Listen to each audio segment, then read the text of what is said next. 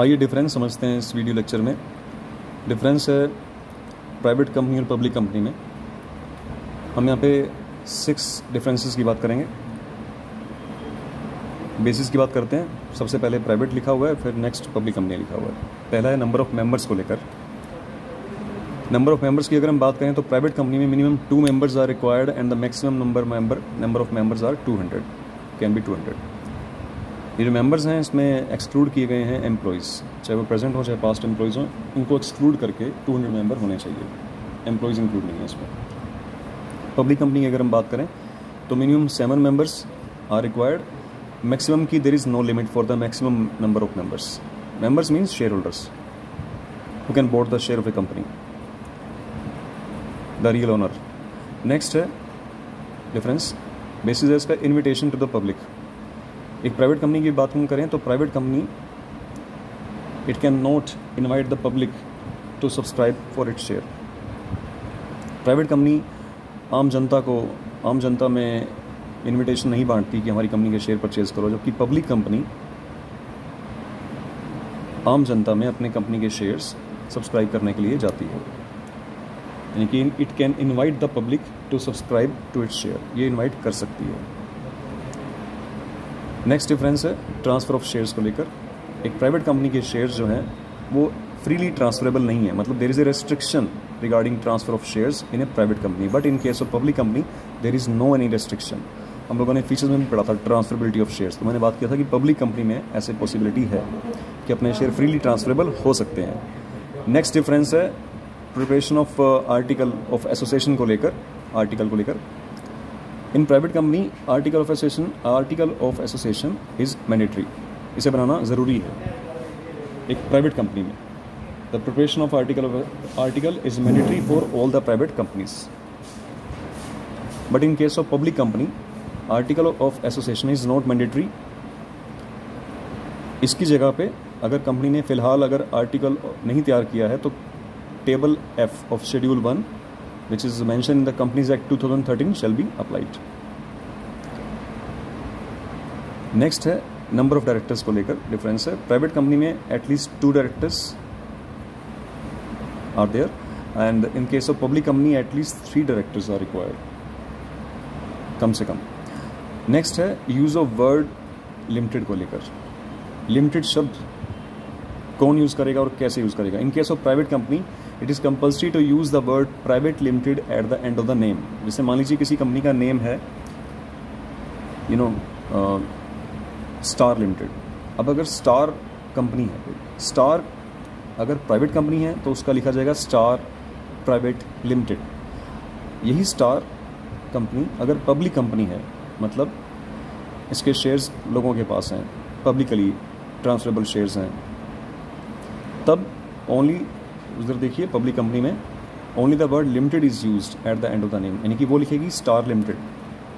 अगर एक private company है, प्राइवेट कंपनी, तो वो लिखेगी स्टार प्राइवेट लिमिटेड, और एक पब्लिक कंपनी है तो वो लिखेगी स्टार लिमिटेड। किसी भी कंपनी में डिफरेंस करने के लिए किसी भी नाम में कि ये पब्लिक कंपनी है या प्राइवेट कंपनी है, आप एक बात ध्यान दीजिए, कई बार कन्फ्यूजन रहती है स्टूडेंट्स के मन में।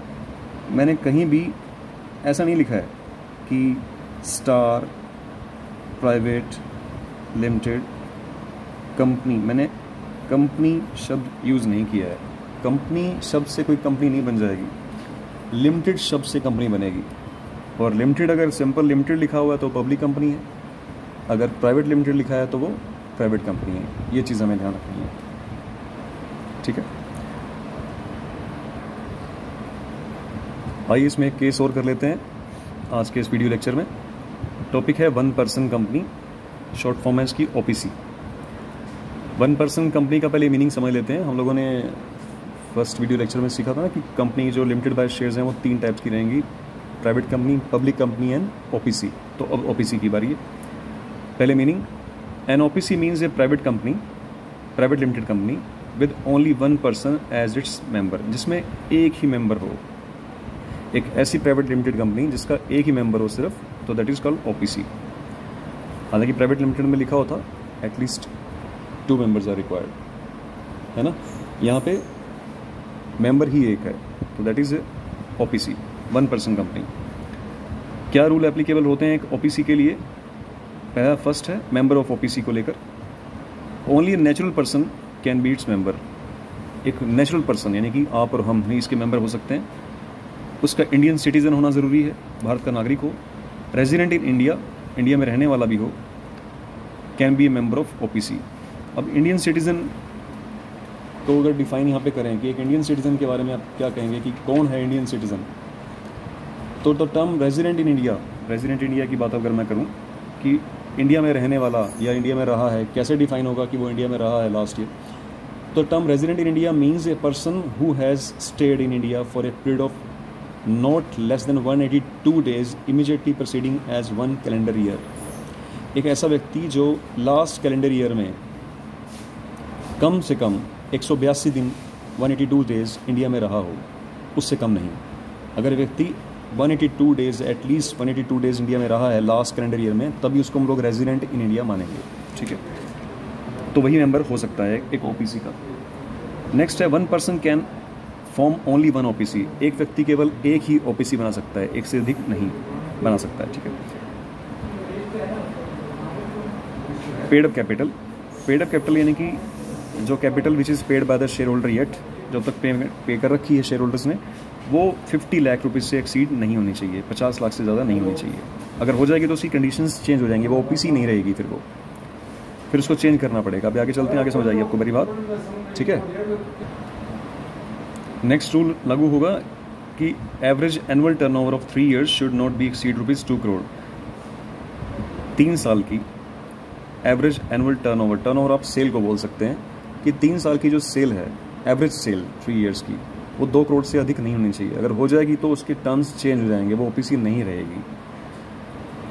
5th रूल है इसमें, OPC can not be form for charitable purpose. आप चैरिटेबल पर्पज़ के लिए, सोसाइटीज़ पर्पज़ के लिए आप नॉन प्रॉफिट ऑर्गेनाइजेशन की फॉर्म में ओपीसी नहीं बना सकते। It can only be formed for business purpose, मतलब for the profit motive purpose के लिए आप बना सकते हैं एक ओपीसी। कन्वर्जन, 6th पॉइंट है कन्वर्जन। एक ओपीसी कन्वर्ट हो जाएगी इटसेल्फ अपने आप अगर उसकी पेड अप कैपिटल 50 लाख से ज़्यादा हो जाए, या उसकी average annual turnover of 3 years should exceed ₹2 crore। अगर वो 2 करोड़ से ज़्यादा हो जाएगी एवरेज एनुअल टर्नओवर, ठीक है। इन दोनों में से कोई भी एक पॉइंट अगर लागू हो गया उस ओपीसी पे, तो वो कन्वर्ट हो जाएगी इटसेल्फ इनटू प्राइवेट कंपनी और एक public company, as the case में भी, जो भी केस रहेगा उसके लिए, ठीक है। बेनिफिट्स की अगर हम बात करें कि एक ओपीसी के लिए क्या बेनिफिट रहेंगे, OPC is not required to include CFS in its financial statements. एक ओपीसी के लिए थोड़ी सी रिलैक्सेशन ये है कि उसे अपनी फाइनेंशियल स्टेटमेंट्स में, जैसे कि अदर कंपनीज़ को, प्राइवेट और पब्लिक को देना होता है, कैश फ्लो स्टेटमेंट बनाना ज़रूरी नहीं है, शो करना ज़रूरी नहीं है, उसे इंक्लूड नहीं करना पड़ेगा। तो कैश फ्लो स्टेटमेंट बनाना भी अपने आप में एक टफ प्रोसेस है, तो उसे ये नहीं बनाना पड़ेगा। तो ये बेनिफिट्स हैं। अभी इसको पूरे लेक्चर को आप स्टडी कीजिए, रिवाइज़ कीजिए। हम जल्दी ही प्रैक्टिकल की तरफ जाएंगे एक नेक्स्ट वीडियो लेक्चर के बाद। Thank you.